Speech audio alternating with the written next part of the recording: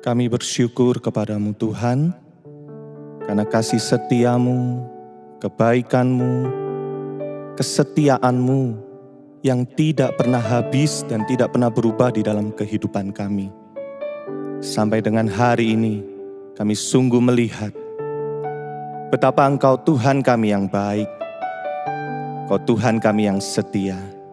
Dan saat ini Tuhan, dimanapun kami berada, kami rindu, kami datang kepadamu, kami mau memuji, kami mau menyembah, dan kami mau bersyukur kepadamu Tuhan. Terimalah setiap pujian dan sembah kami. Yang terbaik kami rindu mempersembahkan hanya kepadamu Tuhan. Terima kasih Bapa, hanya di dalam nama Tuhan Yesus. Haleluya. Amin. Mari bersama kita buka hati kita. Ini aku, semua milikku, ku serahkan padamu Tuhan. Penyesalan dan kebanggaan, suka dan duka, semua ku serahkan. Yang telah lalu, yang kan datang, hasrat dan harapan yang terbayang, masa depan dan rencanaku, semua ku serahkan dalam tanganmu. Ku persembahkan hidupku kepadamu Tuhan. Untuk kemuliaan-Mu ku berikan hidup ini sebagai persembahan yang berkenan padamu. Mari dengan segenap hati kita katakan, ini aku, semua milikku, ku serahkan padamu Tuhan. Penyesalan dan kebanggaan, suka dan duka, semua ku serahkan. Yang telah lalu, yang kan datang, hasrat dan harapan yang terbayang, masa depan dan rencanaku, semua ku serahkan dalam tanganmu. Ku persembahkan hidupku kepadamu Tuhan. Untuk kemuliaan-Mu ku berikan hidup ini sebagai persembahan yang berkenan padaku. Persembahkan hidupku kepadamu Tuhan. Untuk kemuliaan-Mu ku berikan hidup ini sebagai persembahan yang berkenan padaku. Persembahkan hidupku kepadamu Tuhan. Untuk kemuliaan-Mu ku berikan berikan hidup ini sebagai persembahan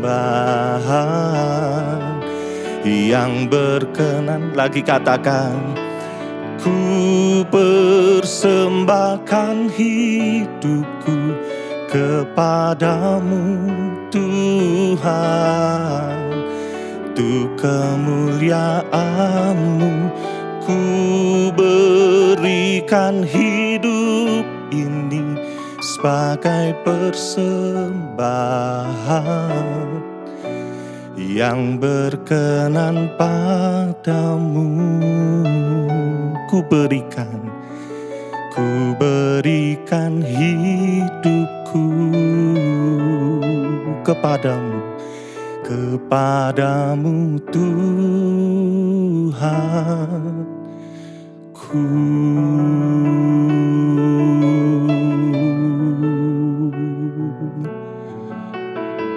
Mari, berapa banyak engkau yang rindu hari ini mempersembahkan hidup kita yang terbaik kepada Tuhan.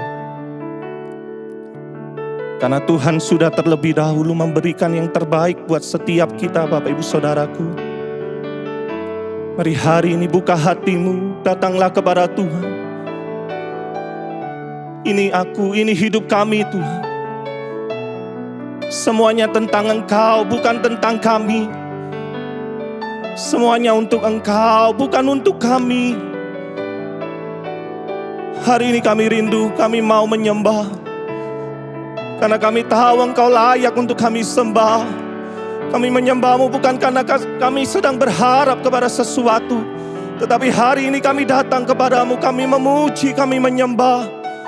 Karena kami mau mempersembahkan hidup kami, memberikan yang terbaik kepada-Mu Tuhan. Mari Bapak Ibu Saudaraku, buka hatimu, bukalah kedua tanganmu hari ini. Kinama syararamu, haleluya. Ini hidup kami, ini hati kami Tuhan. Kami berikan padamu, kami berikan yang terbaik kepadamu, ya Tuhanku, ya Allahku. Kinama syararamu,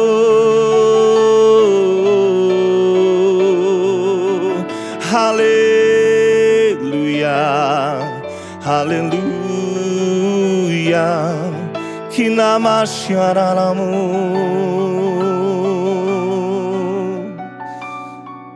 kinama syararamu, kinama syata karala barala barala, kinama karala barala barala, kinama syata karala barala barala, kinama syata karala barala barala barala. Kau melihat setiap kesungguhan kami saat ini Tuhan. Kau melihat setiap hati kami dimanapun kami berada saat ini. Kami mau terus menyenangkan hati-Mu. Kami mau memberikan hidup kami. Kami mau mempersembahkan hidup kami hanya bagi kebesaran dan kemuliaan nama-Mu Tuhan. Biarlah nama-Mu saja yang kami tinggikan. Biarlah nama-Mu saja yang kami senangkan. Terima kasih Bapa, terima kasih Tuhan. Ku persembahkan hidupku kepadamu Tuhan, untuk kemuliaan-Mu. Ku berikan hidup ini sebagai persembahan yang berkenan padaku. Persembahkan hidupku kepadamu Tuhan, untuk kemuliaan-Mu. Ku berikan hidup ini sebagai persembahan yang berkenan padamu. Mari bersama-sama angkatlah kedua tangan kita tinggi, katakan, ku persembahkan hidupku kepadamu Tuhan, untuk kemuliaan-Mu ku berikan hidup ini sebagai persembahan yang berkenan padamu. Ku berikan hidupku kepadamu Tuhan.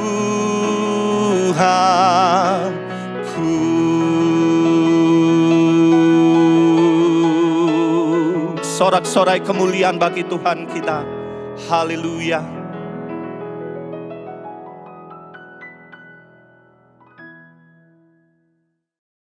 Shalom jemaat GSKI, Betani Nginden, Manyar, Sukomanunggal, Citraland, dan seluruh cabang di Surabaya dan sekitarnya. Di kesempatan ibadah raya hari Minggu yang indah ini, sebelum kita mendengarkan firman Tuhan, mari kita tundukkan kepala, kita berdoa bersama. Tuhan, terima kasih. Mengucap syukur buat setiap hari yang Tuhan ciptakan untuk kami. Mengucap syukur buat janji firman Tuhan. Mengucap syukur buat pengharapan. Mengucap syukur buat kehidupan yang Tuhan sudah karuniakan, yang penuh dengan kelimpahan di dalam Engkau. Terima kasih Tuhan, kami akan sambut firman kebenaran untuk senantiasa Tuhan memberikan kami kekuatan, memberikan kami pedoman dalam langkah-langkah hidup kami. Di dalam satu nama Yesus Kristus Tuhan dan Juru Selamat kami yang luar biasa, kami sudah berdoa, kita sama-sama katakan amin. Amin. Bapak Ibu yang dikasihi Tuhan, pada kesempatan hari ini kita akan membahas tentang apa yang sedang kita lewati bersama. Dan saya percaya bahwa setiap kali kita mendengar kebenaran, setiap kali kita menghidupi kebenaran, kebohongan iblis tidak akan mempan sama hidup ini. Ini menjadi misi saya seterusnya, bahwa setiap kali firman kebenaran disampaikan, saya terus berdoa bahwa kita semua, termasuk saya, kita tidak akan dapat dibohongi oleh kebohongan-kebohongan iblis. Oleh sebab itu, kita hidup di dalam kemenangan, bahkan kita sudah menang. Kita berdoa dan kita hidup di dalam Tuhan dari posisi yang sudah menang. Kita menghidupi hidup ini dari posisi di mana Tuhan sudah selesaikan semuanya di kayu salib. Betapa indahnya kasih Tuhan atas hidup ini. Ada 3 keluhan yang saya sering dengar di dalam musim sulit ini. Saya berkali-kali mendengar atau diminta untuk berdoa bagi orang-orang yang mengeluhkan bahwa mereka kehilangan pekerjaan, kehilangan income, dan yang paling sangat menyedihkan adalah kehilangan orang yang terdekat dengan dia, atau teman, kerabat, atau keluarga. Ini adalah sebuah kesedihan yang sangat gitu ya, dan kemudian menjadi sebuah belenggu akhirnya, karena ketika kita melewati kesedihan-kesedihan itu, kita tidak mengerti kebenaran firman untuk menjawab kebutuhan-kebutuhan itu. Itu sebabnya di dalam semua apapun permasalahan kehidupan, jawabannya ada di buku manual kita, yaitu Alkitab itu sendiri. Itu sebabnya menjadi kerinduan saya untuk selalu mau membongkar kebohongan-kebohongan iblis, supaya kita hidup di dalam kemerdekaan. Apa yang Alkitab katakan tentang kehilangan? Apa yang firman Tuhan beritahu kepada kita tentang kehilangan? Apa kunci yang menjadi jawaban ketika manusia mengatakan, saya kehilangan. Saya kehilangan pekerjaan, saya kehilangan income, saya kehilangan orang yang terdekat dengan saya karena meninggal. Kita harus mengerti prinsip dasar siapa identitas kita sebenarnya di dalam Tuhan sebelum kita bisa mengerti tentang kebenaran ini selanjutnya. Di kitab Kejadian pasal yang pertama ayat yang ke-28 dengan jelas firman Tuhan mengatakan Allah memberkati mereka. Lalu Allah berfirman kepada mereka, beranak cuculah dan bertambah banyak, penuhilah bumi dan taklukkanlah itu. Berkuasalah atas ikan-ikan di laut dan burung-burung di udara dan atas segala binatang yang merayap di bumi. Ya, jadi dengan jelas manusia pada awalnya yang saya sudah sering kali utarakan di dalam khotbah-khotbah saya bahwa manusia tidak pernah dikasih sorga di awal, manusia diberikan bumi untuk dikuasai. Kuasa tanpa otoritas tidak akan bisa dipakai. Manusia diberikan kuasa plus otoritas. Otoritas adalah hak menggunakan kuasa. Oleh sebab itu manusia diberitahu oleh Tuhan, diberikan kuasa dan otoritas untuk menaklukkan bumi, untuk menguasai bumi. Jadi itu adalah kuasa dan otoritas yang luar biasa. Kemudian manusia diminta oleh Tuhan betul-betul di dalam prinsip ini untuk mengelola bumi. Mengelola bumi. Mengelola apa? Mengelola yang menjadi miliknya Tuhan. Miliknya Tuhan. Itu harus kita camkan benar-benar, ya. Ada sebuah ayat lagi yang di dalam kitab Kejadian, di dalam proses kreasi ini yang meneguhkan manusia itu adalah pengelola.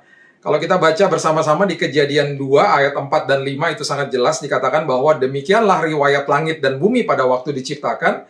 Ketika Tuhan Allah menjadikan bumi dan langit, belum ada semak apapun di bumi, belum timbul tumbuh-tumbuhan apapun di padang. Kenapa? Sebab Tuhan Allah belum menurunkan hujan ke bumi dan belum ada pengelola. Alkitab mengatakan belum ada orang untuk mengusahakan tanah itu. Belum ada orangnya, tumbuh-tumbuhan belum ada. Belum ada pengelolanya. Oleh sebab itu, tumbuh-tumbuhan itu belum ada. Manusia dipanggil, diciptakan, salah satu fungsinya adalah sebagai pengelola, bukan pemilik. Kenapa? Karena Mazmur 24, ayat yang pertama dengan jelas mengatakan, Mazmur Daud, Tuhanlah yang empunya bumi serta segala isinya. Semua punya Tuhan. Dan dunia serta yang diam di dalamnya. Semua milik Tuhan, termasuk kita. Sebentar kita baca ayatnya. Termasuk nyawa kita, termasuk hidup kita, termasuk masa depan kita, termasuk keluarga kita, termasuk semua yang melekat dengan kita. Apapun bentuknya, baik itu uang, harta, jabatan, status, apapun itu, yang terlihat, yang tidak terlihat, semuanya milik Tuhan. Apapun yang ada di bawah langit, itu adalah milik Tuhan. Dan kita hanya pengelola. Nah, dengan kebenaran ini, kita harusnya sudah mengerti bahwa dasar dari identitas saya, dan tugas fungsi tujuan hidup, dan tanggung jawab saya adalah sebagai pengelola. Coba camkan ini baik-baik. Manusia itu sebenarnya tidak bisa menciptakan. Jadi saya kurang setuju kalau ada kalimat yang mengatakan manusia menciptakan. Menciptakan teknologi apa, misalnya HP atau laptop atau mobil gitu ya. Lebih tepatnya manusia discover, menemukan atau innovate, ya. Bukan create. Karena yang bisa menciptakan hanya Allah Elohim.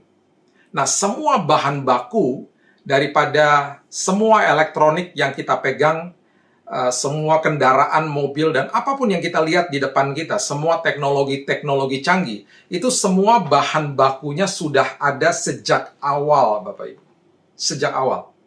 Jadi pertanyaannya, apakah HP yang saya pegang sekarang, yang secanggih sekarang ini, apakah bisa ditemukan misalnya, let's say, 1000 tahun yang lalu? Bisa-bisa saja. Ditemukan misalnya 2000 tahun yang lalu. Bisa-bisa saja. Bisa-bisa saja. Tetapi manusia evolusi, pikiran, ya, kemampuan, kemudian daya pikirnya, mungkin IQ-nya dan lain sebagainya berevolusi. Tidak semua Tuhan biarkan langsung tahu segala-galanya. Makanya lebih tepat manusia menemukan. Manusia menemukan logam ini, logam itu, semua bahan bakunya sudah ada, atau unsur itu dicampur jadi satu, diaduk, dimix, terjadilah apa, terjadilah itu gitu ya. Kemudian terjadilah sebuah barang, terjadilah HP, terjadilah laptop, terjadi mobil. Tapi semua bahan bakunya sudah ada. Tuhan sudah ciptakan sejak awalnya.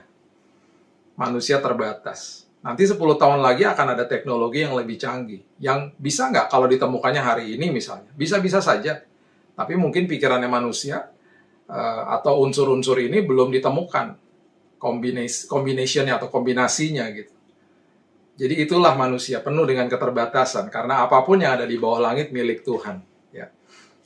Mazmur Matius maksud saya, ayat yang ke-25, bicara soal talenta, mengatakan, Matius 25 ayat 14-15 mengatakan, sebab hal kerajaan sorga sama seperti seorang yang mau bepergian ke luar negeri, yang memanggil hamba-hambanya dan mempercayakan hartanya kepada mereka.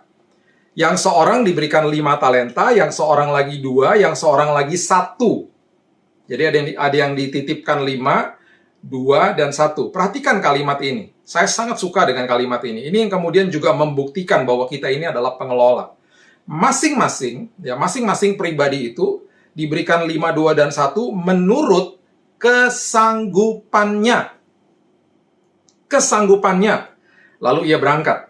Lalu tuannya berangkat. Berarti, apapun yang melekat dengan kita, jangan pernah banding-bandingkan dengan orang lain. Karena apa? Berarti kemampuan saya hanya 1, atau 2, atau 5, atau 7, atau 10. Mengucap syukur, buktikan kepada Tuhan, jangan buktikan kepada orang lain. Karena apa? Ketika kita kelola dengan baik dan benar, nanti kita akan dipercaya perkara yang besar. Jadi jangan banding-bandingin dengan orang lain. Dengan itu saja kita sudah merdeka. Bahwa kita tahu bahwa saya adalah pengelola. Kalau kita merasa bahwa saya adalah pemilik, kita pasti akan banding-bandingkan dengan orang lain. Bahkan kita bisa minder. Aduh, dia punya lebih banyak. Aduh, kok saya begini? Saya tidak seperti dia. Gitu. Jangan banding-bandingin dengan orang lain. Apapun yang masih kecil, ketika bermitra sama Tuhan, jadi perkara besar. Ingat itu. Jadi perkara besar. Ya, saya selalu katakan, tongkat di tangan Musa nggak ada artinya kok. Ketika bermitra sama Tuhan, lautan terbelah. 5 roti dan 2 ikan bermitra sama Tuhan, ribuan orang makan. Batu dan umban ketika bermitra sama Tuhan, Goliat mati. Jadi hal-hal kecil nggak masalah, yang penting bermitra sama Tuhan. Bermitra dengan sang pemilik. Karena kita bukan pemiliknya. Kita hanya mengelolanya. Makanya ketika kita terus membaca tentang perikop ini, ketika tuannya kembali, ketika dia menemukan hambanya yang diberikan talenta 5 dan 2 jadi 10 dan jadi 4, dilipat gandakan, dia mengeluarkan kalimat yang sangat indah. Engkau adalah hamba yang baik dan setia. Tetapi hamba yang satu ini, karena dia mungkin mengeluh, karena dia mungkin merasa bahwa kenapa saya cuma dapat 1, yang lain dapat lebih banyak. Dia tidak kelola hidupnya dengan baik dan benar. Ada sebuah kata yang sangat keras dan tajam oleh tuannya, dikatakan engkau adalah hamba yang malas dan jahat.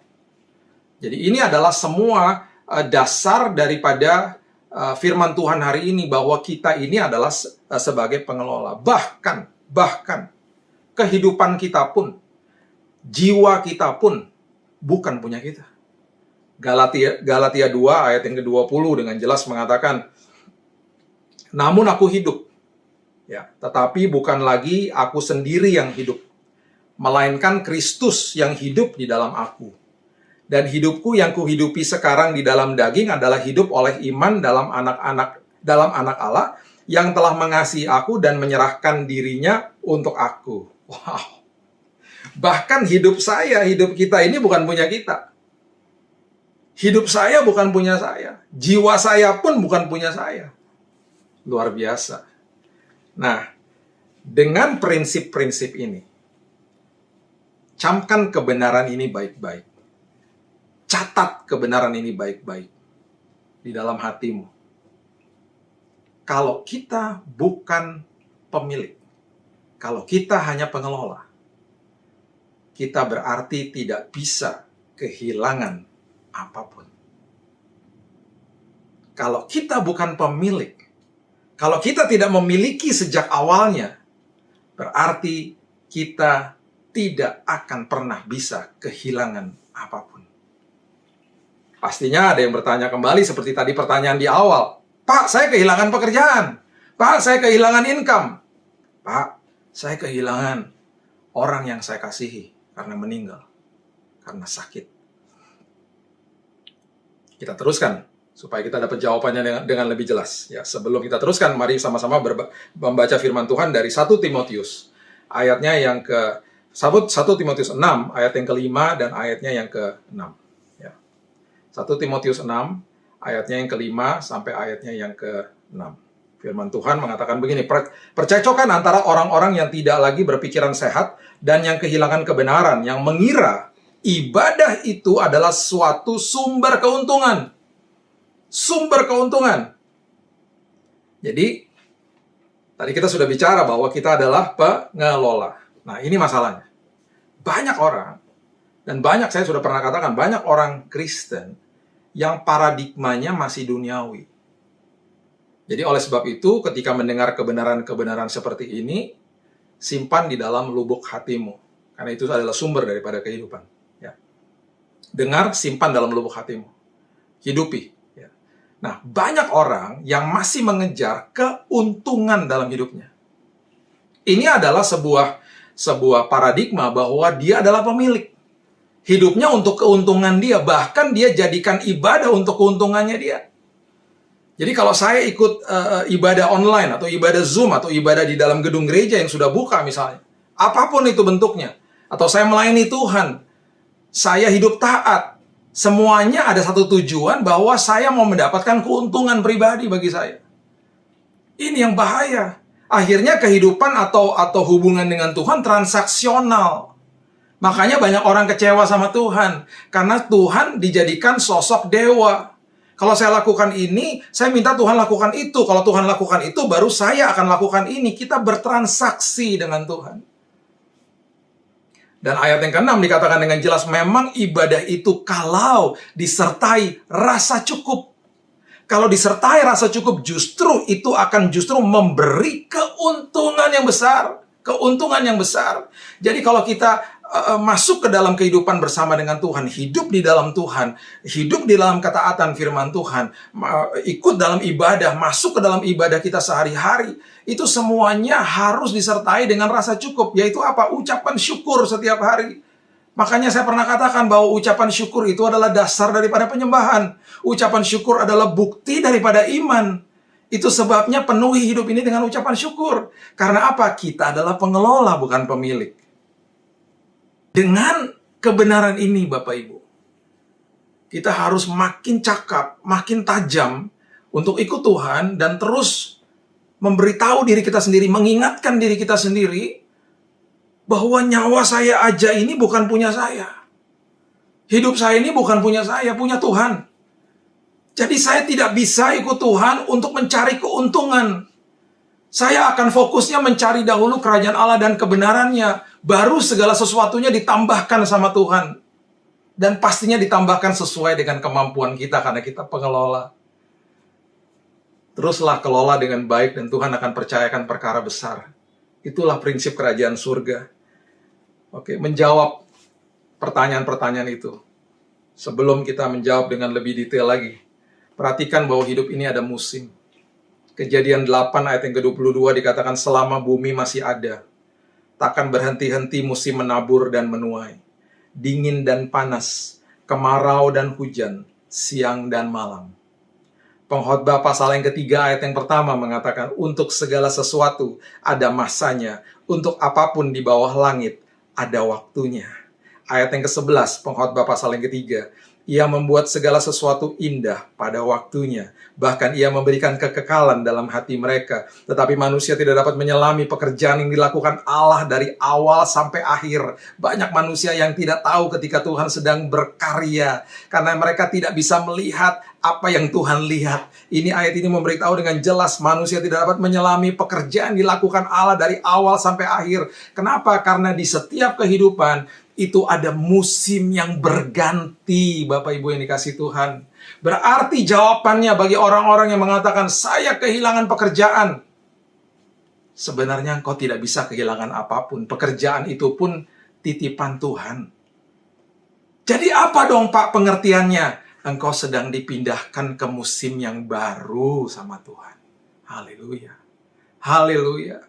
Karena di posisimu itu, di pekerjaanmu itu, Tuhan mau taruh orang yang lain. Tuhan lagi bawa ke musim yang lain, musim yang baru. Dan pastinya Tuhan akan membukakan pintu-pintu dan jalan-jalan yang jauh lebih indah daripada sebelumnya. Dan memang di dalam transisi demi transisi itu tidak enak. Makanya di dalam transisi kehidupan penuhi dengan ucapan syukur. Masa di mana antara orang berdoa dan sampai orang menerima manifestasi jawaban itu, penuhi masa itu dengan ucapan syukur. Karena di dalam masa itu banyak orang yang menyerah. Jadi karena kita ini tidak memiliki apa-apa, kita pun nggak bisa kehilangan apa-apa di dalam Tuhan. Saya pernah bagikan lagi sebuah firman, arti daripada akses. Saya sudah membuat eksposisinya di YouTube channel saya tentang 2 anak yang terhilang, bisa ditonton secara detail.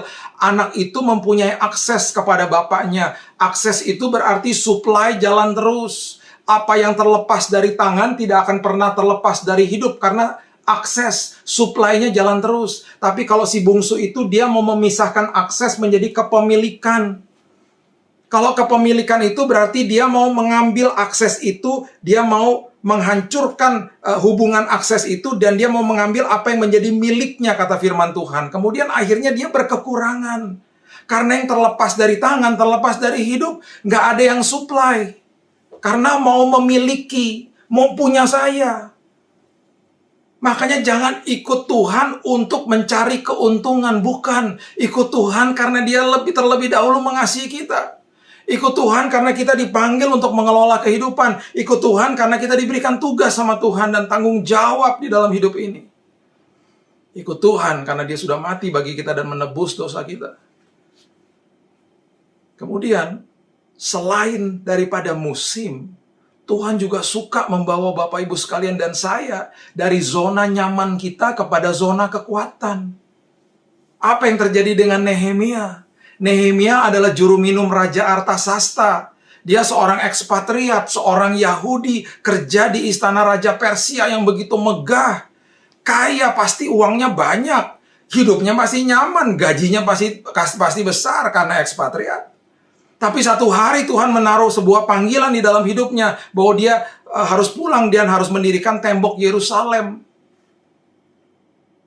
Bayangkan Nehemia akhirnya menyerahkan jabatannya, dia resign. Dan dia pulang kampung untuk mendirikan tembok Yerusalem. Itu alih profesi, Bapak Ibu. Dari juru minum jadi teknik sipil. Justru di zona kekuatan itu dia menemukan bahwa dia sangat canggih di situ. Dia bisa menggalang tim, bagaimana ada yang kerja, ada yang menjaga tembok daripada rioters, daripada orang-orang yang datang ingin menjara dan lain sebagainya. Dan tembok itu yang ratusan tahun sudah hancur. Dibangun nggak sampai 3 bulan selesai. Dan dia diangkat jadi bupati. Karena masuk ke dalam zona kekuatannya. Untuk orang-orang yang bertanya, Pak, saya kehilangan income. Ingat, income itu karena ada keran, ada pipanya. Kita dapat income dari situ, dari sebuah usaha misalnya. Kalau sampai keran itu ditutup, sampai kita bisa katakan saya kehilangan. Bukan kehilangan. Keran itu ditutup, nanti ada keran lain yang dibuka. Pipa lain yang dibuka, ya. Pekerjaan dan usaha itu hanya pipa, sumbernya Tuhan. Sumbernya tidak pernah bergerak, sumbernya kokoh, sumbernya adalah sumber atas segala sumber. Jadi prinsip firman Tuhan adalah saya sebenarnya kalau sampai saya katakan ini hanya ekspresi saja, ini hanya terminologi manusia saja, saya kehilangan pekerjaan. Oke, nggak apa-apa kita ngomong gitu. Tetapi di dalam prinsip kerajaan surga, kita sebenarnya bukan kehilangan pekerjaan. Makanya saya mau dorong kita semuanya. Justru yang mengalami hari-hari sulit seperti ini, kita harusnya katakan kepada Tuhan, terima kasih Tuhan. Tuhan lagi bawa saya ke dalam musim yang baru. Berat, oh yes, berat. Tapi kita hanya pengelola kok. Semuanya punya Tuhan. Nggak usah khawatir. Tuhan katakan nggak usah khawatir dan berkata, apakah yang akan kamu makan, minum, dan pakai. Semuanya sudah aku tahu dan aku akan tanggung sepenuhnya karena kamu punya akses kepada saya. Saya sedang pindahkan kamu ke musim yang baru. Terus kemudian bukan hanya musim yang baru, saya sedang bawa kamu dari zona nyaman kamu ke zona kekuatan kamu. Banyak orang-orang di dalam musim pandemi seperti ini, banyak yang akhirnya menemukan talenta-talentanya. Akhirnya mereka menemukan bahwa oh ternyata saya bisa masak, bisa buat sesuatu. Akhirnya terjadi bisnis kuliner dan lain sebagainya. Bukan hanya itu saja, tapi banyak hal yang lain. Gak usah takut. Kita nggak pernah kehilangan apa-apa. Ada keran satu yang tertutup, akan ada keran yang lain yang terbuka. Dan pasti terbukanya lebih deras. Karena sumbernya itu luar biasa.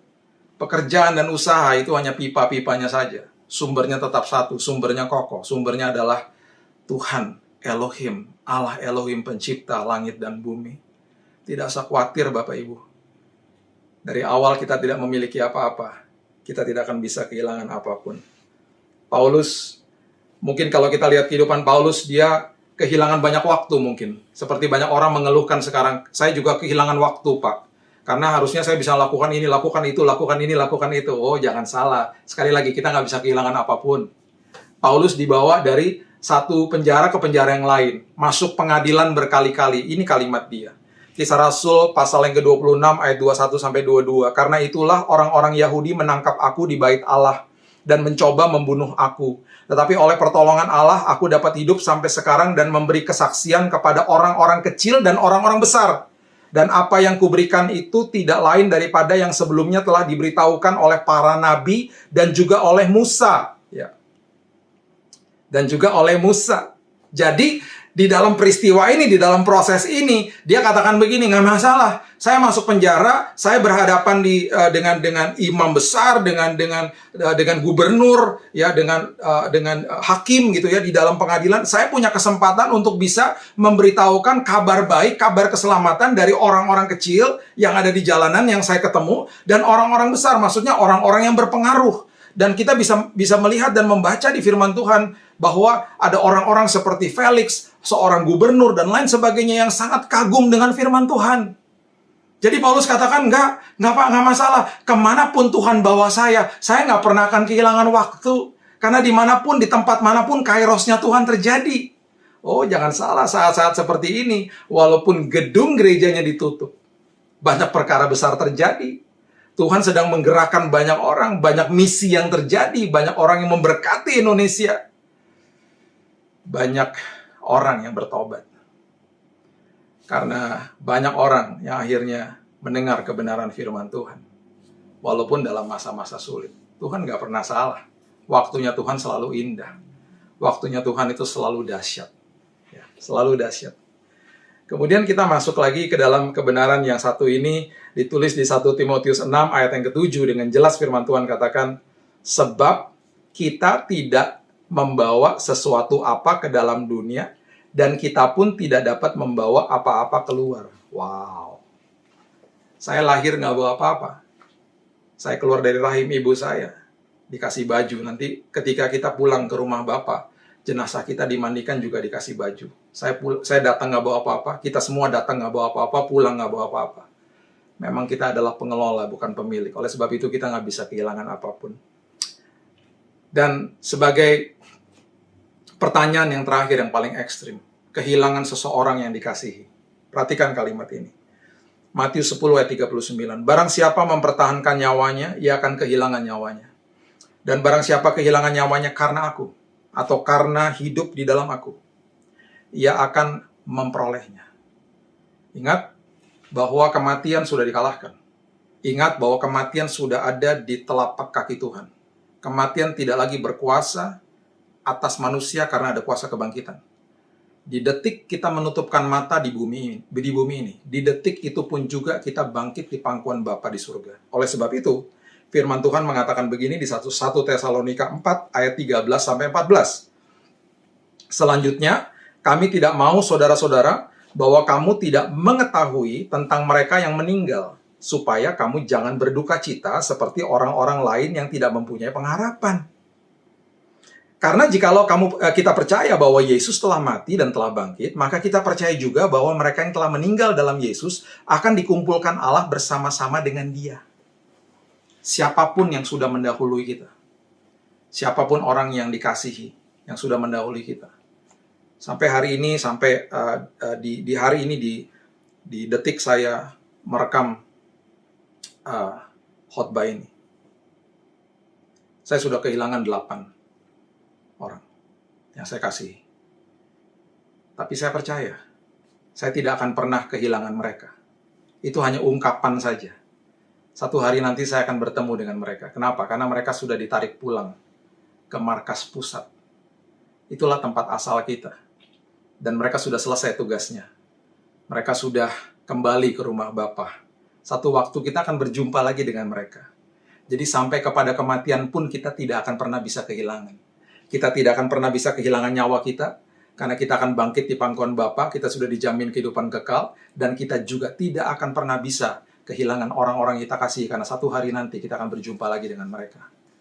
Saya mengerti kalau kita sedih, saya pun sedih. Saya memerlukan 2 tahun untuk melewati masa duka saya ketika ayah saya meninggal di tahun 2010. Gak apa-apa menangis, it's okay. Bahkan Yesus pun menangis ketika Lazarus meninggal. Dia menangis. Firman Tuhan dengan jelas dikatakan di Yohanes 11 ayat 35, ayat yang sangat simpel dan sederhana dan singkat. Maka menangislah Yesus. Dia tahu rasanya. Karena kita miss that person. Kita kangen sama orang itu nggak ada lagi di tengah-tengah kita. Karena dibawa pulang sama Tuhan. Dan Tuhan tahu kita kangen sama mereka. Tuhan tahu, Tuhan mengerti hati kita. Makanya dia menangis. Secara manusia dia menangis. It's okay. Gak apa-apa untuk berduka. Tetapi kabar baik bagi kita. Kita tidak akan pernah kehilangan orang-orang yang meninggal di dalam Tuhan. Karena satu hari kita akan berjumpa dengan mereka.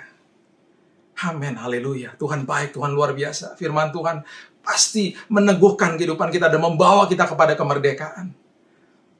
Hanya satu kehilangan sebagai penutup yang kita bisa kehilangan. Hanya satu, Bapak Ibu. Hanya satu. Ya. Di 2 Petrus pasalnya yang ketiga ayat yang ke-17 dikatakan begini. Tetapi kamu saudara-saudaraku yang kekasih, kamu telah mengetahui hal ini sebelumnya. Karena itu waspadalah, supaya kamu jangan terseret ke dalam kesesatan orang-orang yang tak mengenal hukum. Dan jangan kehilangan peganganmu yang teguh. Hanya satu yang kita bisa kehilangan. Kalau apa? Percaya sama kebohongan iblis. Mau dituduh sama kebohongan iblis, ditakut-takuti sampai hidup di dalam ketakutan. Akhirnya apa? Kita kehilangan pegangan yang teguh. Hanya itu yang kita bisa kehilangan. Dan jangan sampai terjadi. Jangan sampai terjadi.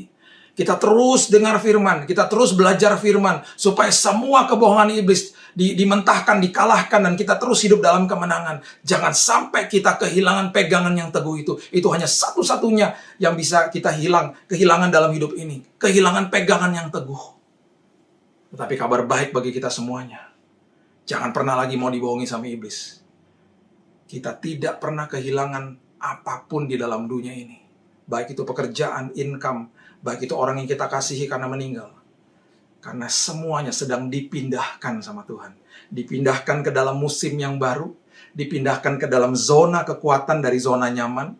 Dan yang orang-orang yang kita sudah tidak lihat lagi secara fisik di dunia ini, sudah dipindahkan sama Tuhan, dibawa pulang ke rumah Bapa. Yang pada satu waktu nanti kita pun akan berjumpa dengan mereka. Kita warga kerajaan surga yang memang bukan pemilik. Oleh sebab itu kita tidak bisa kehilangan apapun. Karena kita melekat kepada akses sumber atas segala sumber. Tuhan, langit dan bumi, pemilik langit dan bumi. Allah Elohim yang berkuasa dan bertahta di setiap kehidupan kita. Haleluya. Mari kita tundukkan kepala dan berdoa. Tuhan, terima kasih, mengucap syukur buat firman-Mu pada hari ini. Kami percaya bahwa firman-Mu memerdekakan kehidupan kami. Kami tidak akan pernah bisa kehilangan apapun, Tuhan. Karena supply daripada Tuhan jalan terus. Kami semuanya adalah pengelola. Kami semuanya mau mengelola dengan sebaik-baiknya ya Tuhan. Dan hamba-Mu percaya Tuhan, terus ada penghiburan dari Tuhan. Terus ada kekuatan dari Tuhan. Walaupun kami melewati fakta kehidupan. Ketika kami tidak lagi ada di pekerjaan kami. Ketika kami tidak lagi menerima sebuah income yang tadinya kami terima. Kami tahu bahwa musim sedang berganti. Kami tahu bahwa ada keran baru yang sedang dibuka. Karena kami tahu Engkau adalah sumber atas segala sumber. Dan kalau kami sedang berduka pada hari ini Tuhan, kami tahu. Karena kami juga bersuka cita bersama-sama dengan Tuhan. Karena kami tahu orang yang kami kasihi sudah ada bersama-sama dengan Tuhan. Dan satu waktu nanti, kami pun akan berjumpa dan bersama-sama dengan mereka kembali. Di dalam kerajaan surga kami tidak bisa kehilangan apapun. Karena kami percaya Tuhan, Engkau panggil kami hanya sebagai pengelola. Engkau adalah pemilik atas segala-galanya. Terima kasih ya Tuhan. Teguhkan firman ini, supaya kami hidup di dalam kemenangan hari lepas hari. Di dalam satu nama, Yesus Kristus Tuhan dan Juru Selamat kami. Kami sudah berdoa dan sudah menerima firman kemenangan ini. Kita sama-sama katakan, amin. Mari jemaat bangkit berdiri. Kita buka kedua tangan kita. Dalam nama Yesus, terimalah anugerah rahmat daripada Aba Bapa. Kasih-Nya dalam Yesus kekuatan kuasa-Nya dalam Roh-Nya yang kudus turun melimpah atas kita, menaungi, membimbing, menyertai, memberkati sepanjang hari ini. Maranatha, Yesus datang, bahkan sampai selama-lamanya. Dalam nama Yesus. Amin.